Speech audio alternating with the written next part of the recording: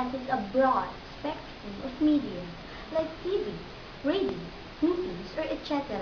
But on this video, we'll focus on one-on-one interpersonal communication that occurs in pharmacy.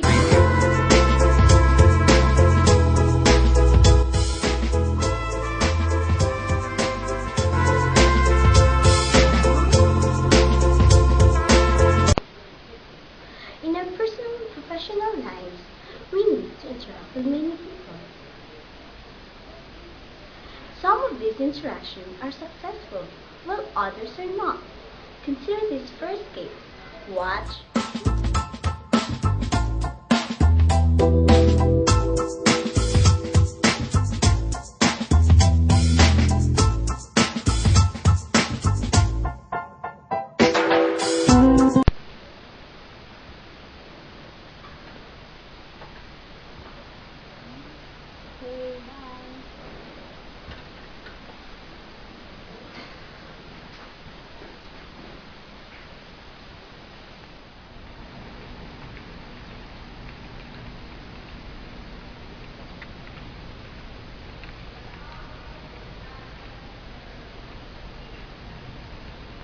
Everyone, you have to quit smoking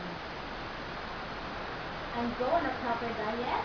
Drink 8 to 10 glasses a day. Avoid drinking of alcohol and soft drinks. And eat plenty of fruits and vegetables and nutritious food. Okay, everyone? That's my thank you, Mom. Time to take your medication! Time to take your medication! Time to take your medication! Time to take your medication! Time to take your medication! Time to take your medication!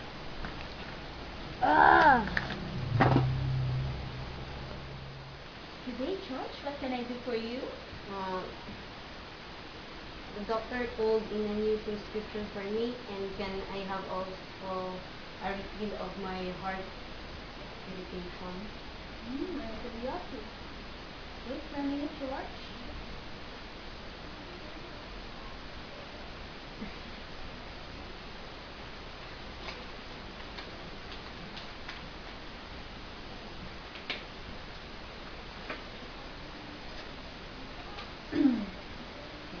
This is your medication.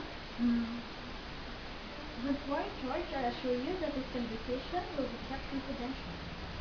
Thank you, Mom. Welcome.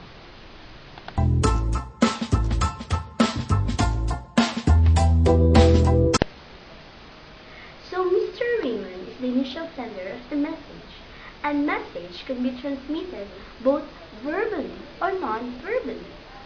So Mr. Raymond's verbal message was that he wanted his new prescription and his prescription for heart medication be refilled. At the same time, he also communicated non-verbal message. Did you remember when Mr. Raymond looked at the ground and mumbles rather than speaking clearly? He might have been expressing embarrassment, shyness, or hesitation in talking to the pharmacist. So, what should the pharmacist do?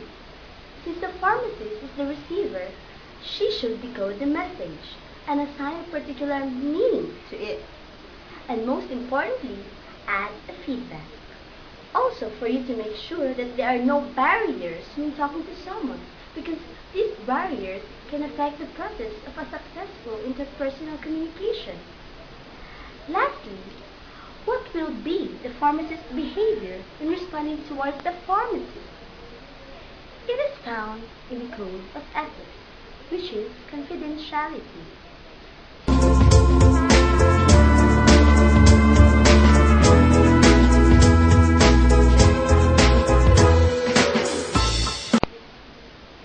Predicting how a person will translate a particular message is difficult.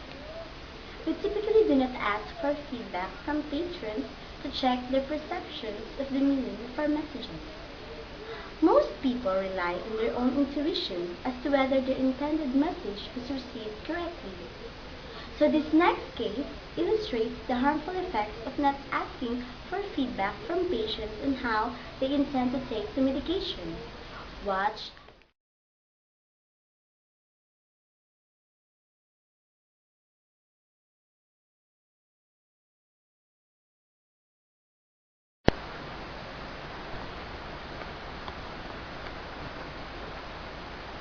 Excuse me, Mom. I just want to show you something.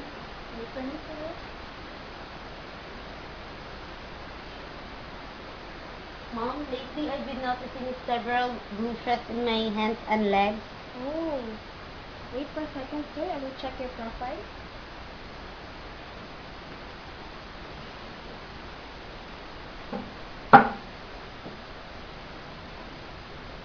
Oh, the volume our volume is about normal range. This is good, but the normal is 2 to 3.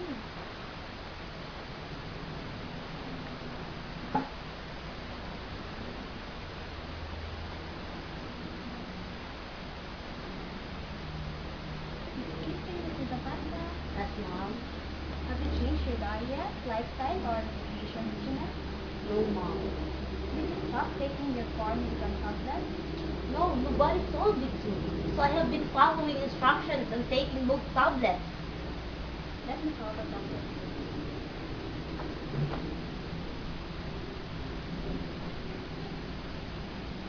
Thank you, Doc. Excuse me, Mr. Lapanta. Yes, Mom. This is what you will do. Take this 3 milligram tablet instead of taking this full tablet. Okay, Mr. Lapanta. Yes, Mom.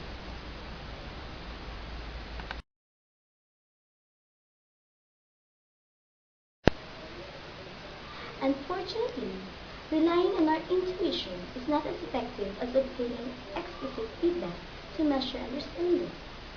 After receiving the message, you should indicate in some way what you understand the message to be.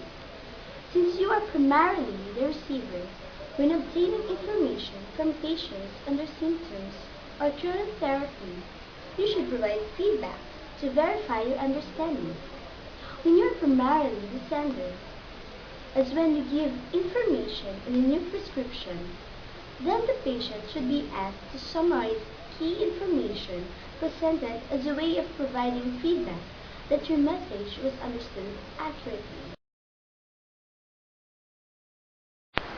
I just want to be sure that I've been explaining things clearly. Please tell me, how do you intend to take the medication? As what you have said, I will take this 3 milligram of tablet only. Very well said. Thank you, Mom. When problems in patients' medication therapies arise, consultations with physicians or nurses are often required. If you are determined that you need to speak directly with a prescribing physician, you will be most effective if you are persistent with receptionists and nurses in your request messages. Transmitted through third parties may not be the most effective means of communication. Such persistence might sound something like the conversation in this last case. Watch.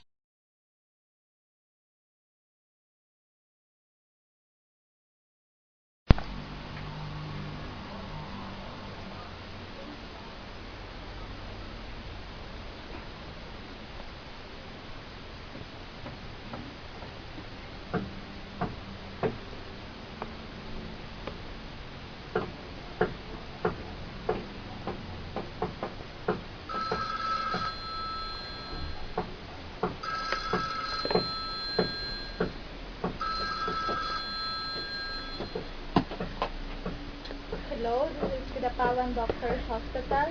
How may I help you? This is Georgia Sarama, the pharmacy of healthcare pharmacy. I'd like to speak to Dr. Stone, please.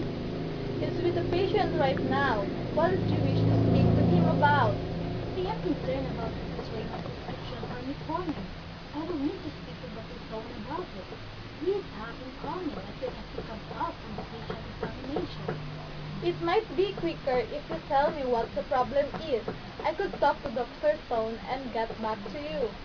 Thank you, but in this case, I would like to talk to Dr. Stone directly. He's very busy today and we're running behind schedule. I know he has a busy schedule, but I must speak with him as soon as possible. Please ask him to call.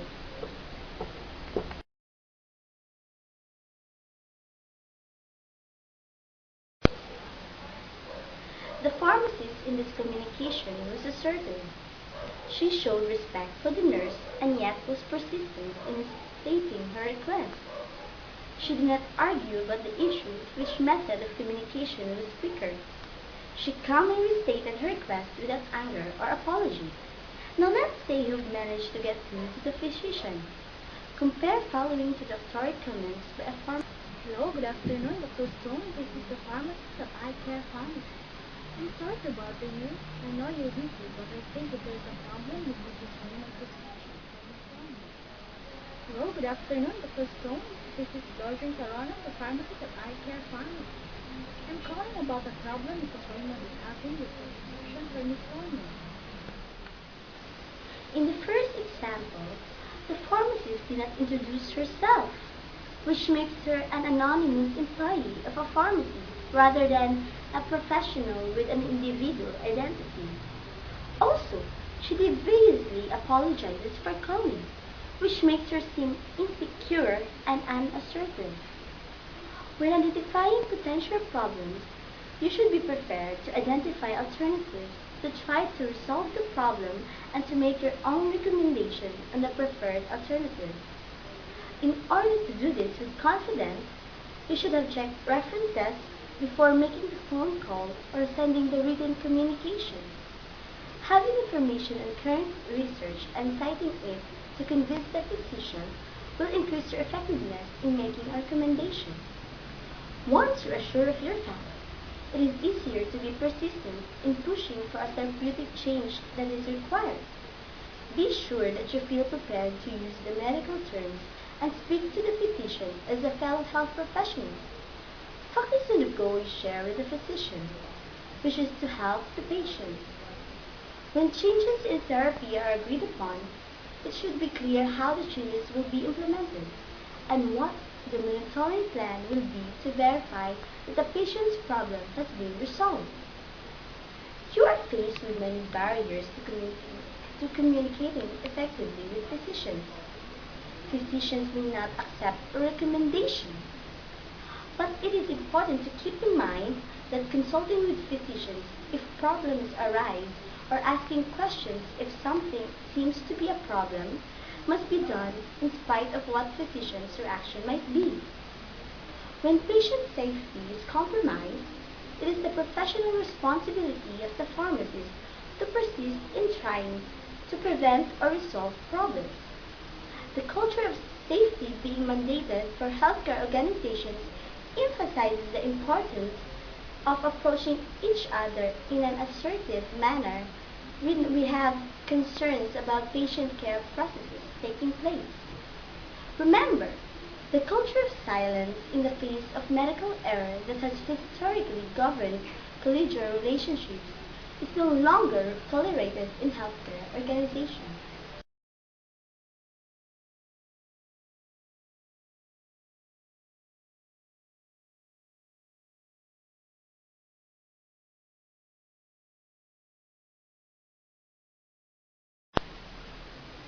Thank you for watching Infomania. May God bless us always.